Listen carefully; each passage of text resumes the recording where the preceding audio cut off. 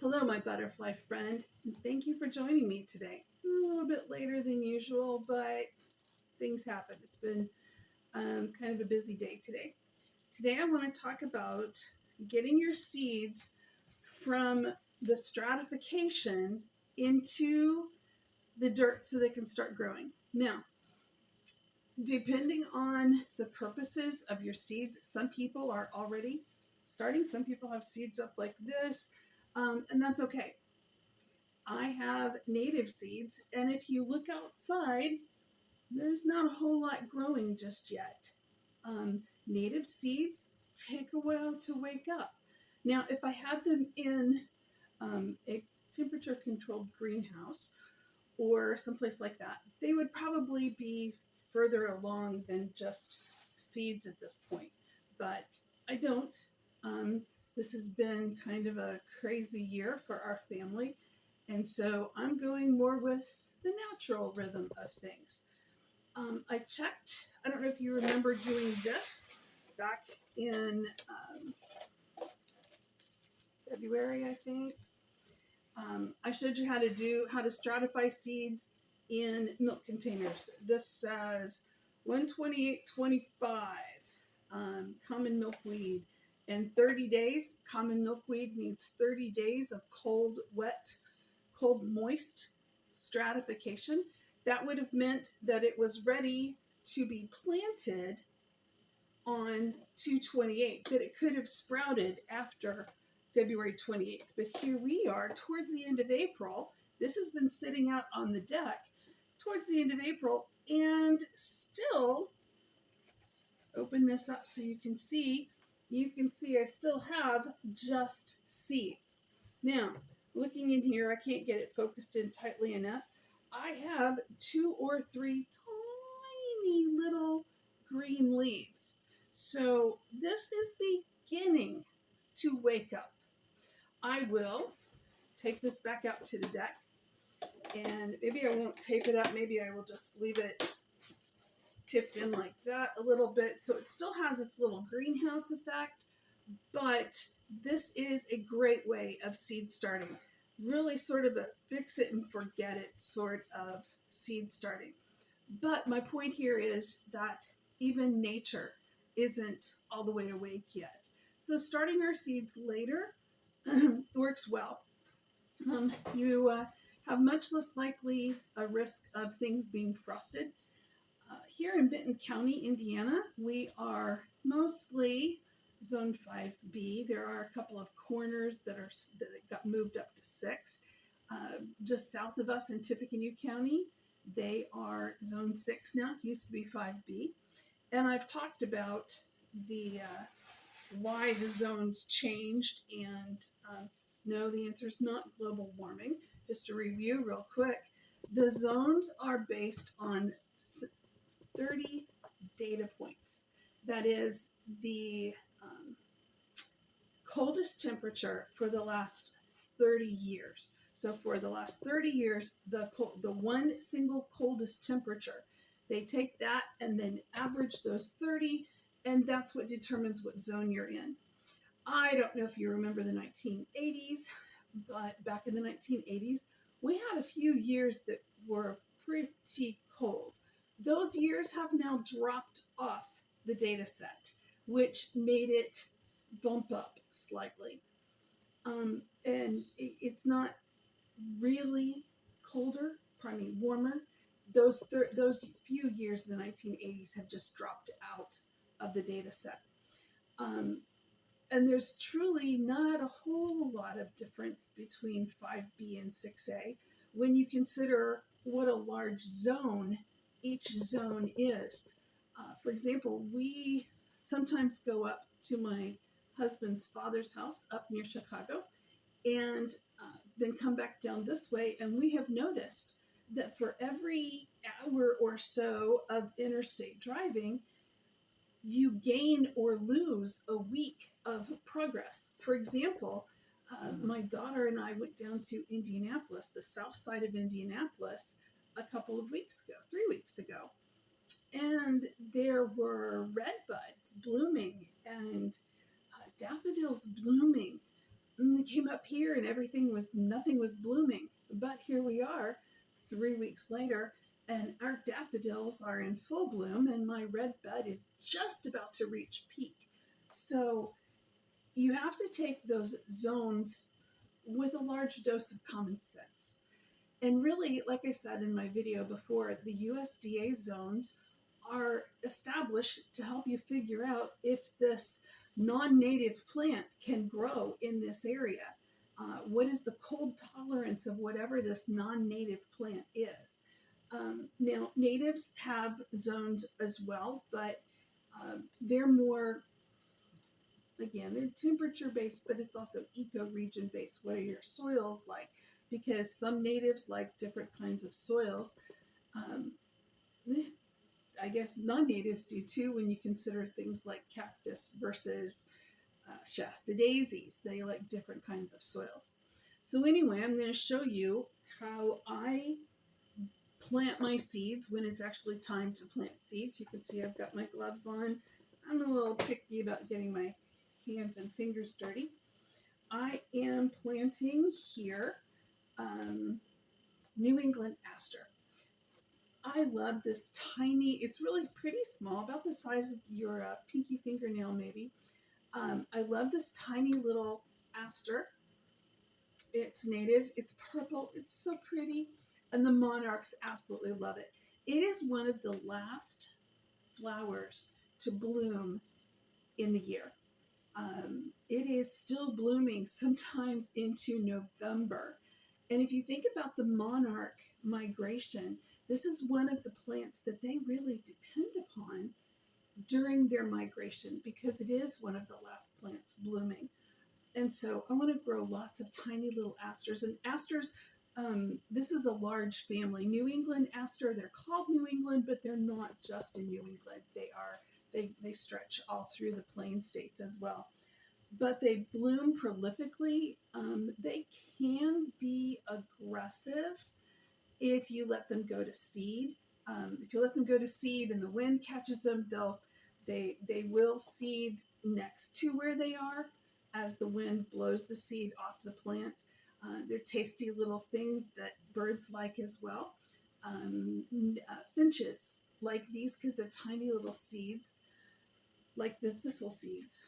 Okay, so this little packet was 1/4 ounce, and I think it was something on the order of maybe 1,000 seeds because they're so small. I'm not even going to try to show you. I just have a small handful, maybe half a cup, not even, maybe 1/3 of a cup of sand in here. And that's how I stratified them with the more moist sand. And all I'm going to do is, it's all mixed up, the sand and the seed. And I'm just going to sprinkle some into each cell. Now, you know that I sell my plants for sale, and this is how I get them started. If you were just to sprinkle these seeds outside, which I will do as well, because I'm going to have more than enough here. If you just sprinkle them outside, they will, of course, take off when the time is right. I think native plants, some native plants, put out so many seeds because the odds of survival are low. You think about just the random nature of how the seeds get distributed, and they need a fighting chance. So this potting soil, it's just potting soil. I use, it's called ProMix BT. It has some good, what are those? Good, it's not fungus, it's I'm drawing a blank here now. Mycorrhizae, I think is the way that's pronounced. I'm probably mispronouncing it.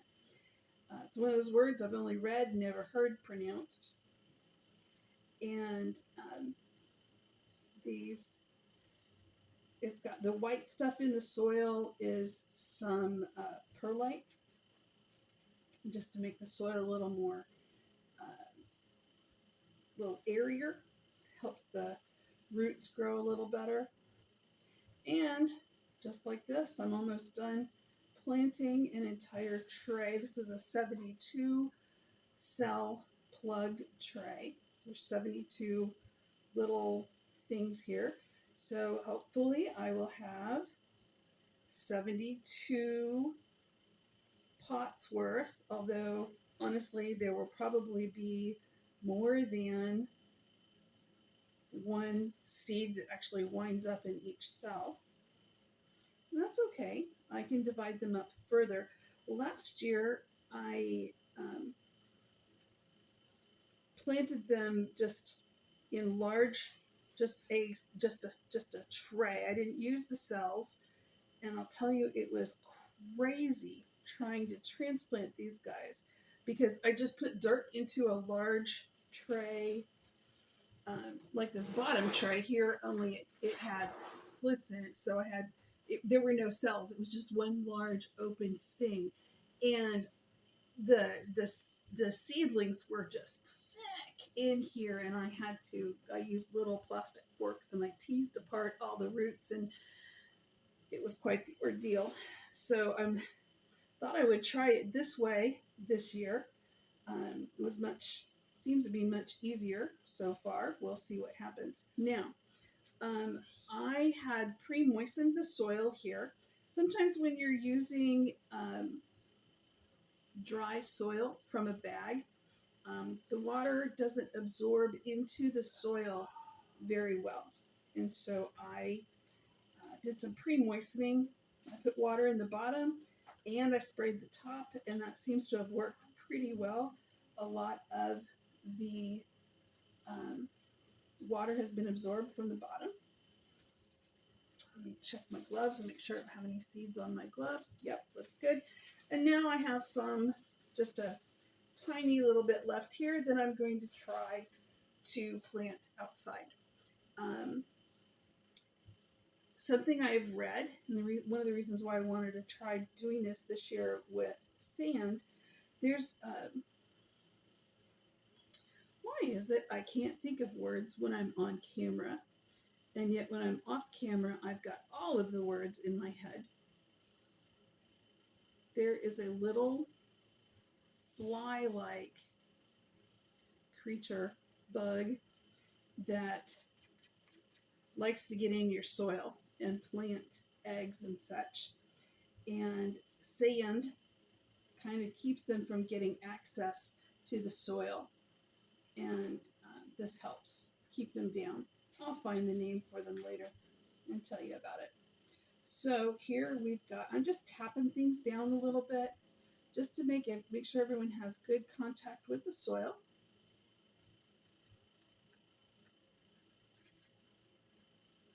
That looks pretty good. Some have more than others. It'll all average out.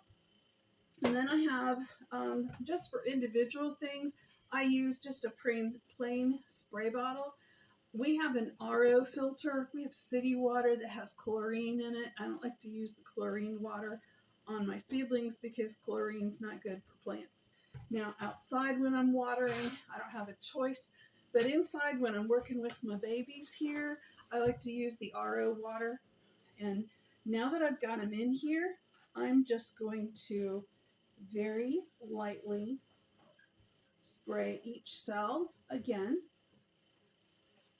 And I'm not going to do this all on camera. I'll finish this later. But this will now go downstairs into what I affectionately call the prop room, the propagation room. Our basement is full size. I really like our basement. We have a normal 3-bedroom ranch house upstairs here, but the basement is a full basement. And I took a section of it and I built a little 10 by 10 room there. Actually, I thought about putting one of my making like another greenhouse downstairs. So I thought, that wastes a lot of space because it's like this and I could use the whole vertical. And so I built a 10 by 10 room downstairs, just out of furring strips and plastic downstairs. And I'll show you, maybe that'll be a video later. But I take it down there. It's easier to control the humidity and the temperature in that little prop room. Being the basement, it's generally cooler down there than it is up here. I use heating pads for self-starting heating pads for these guys because they like to wake up warm, just like other folks. Some seeds prefer cool weather germination, but New England asters, because they like blooming later in the year, they prefer to germinate when it's a little warmer. So here we go. Here we go. They're all planted. Now, you may not see it, but I have a little piece of tape right here that says NEAST. That tells me this whole tray is New England aster. So, one thing down, more to go. Another thing I did late winter was I went out and I found some wild elderberry bushes on our property, and I took some cuttings, and these are the ones. I didn't have time to deal with them when I took them, and so I just stuck them in water. Not the best way of dealing with them, but you can see they want to live. They put out some green leaves. Some did, some didn't. It's hard to tell sometimes in the winter when you take cuttings what's alive and what's not. So I'm going to plant some of these guys today for you, so they can actually start rooting for real. Right now, they've shot out some leaves, and not all of them look even that great because I neglected them. And so now I'm going to actually try to give them a fighting chance by putting them in soil. And you can see there are no roots yet, but I can see elderberry has a bunch of little bumpies on the bark, and those bumpies become roots. So I'm just going to take this and I'm going to drill down a little hole and stick this guy in here. I'm going to try to put 3 or 4 per pot, just for space wise. When they start taking off and actually look like they're really growing, I will pot them up separately. Sometimes when I'm having a really busy season, I go ahead and sell them like this. Somebody wants 3 or 4 elderberry. Well, here's a pot full. Just go ahead and separate them yourself. There we go. That's all there is to that, to potting up some cuttings. I will put these in the prop room as well to give them a little warmth and a lot of sunshine. I've got really bright grow lights down there. And there we go. So if you feel like you're running behind this spring, it's okay. Like I said, things are just beginning to wake up themselves. Obviously, I have a lot of work to do. I have a lot of seeds yet to get planted. I have even more that I still need to stratify because they'll grow later in the season. Just keep growing. That's all there is to it. All right. I will talk to you later. And for now, bye-bye, butterfly. I don't want to kiss my fingers, so bye-bye, butterfly.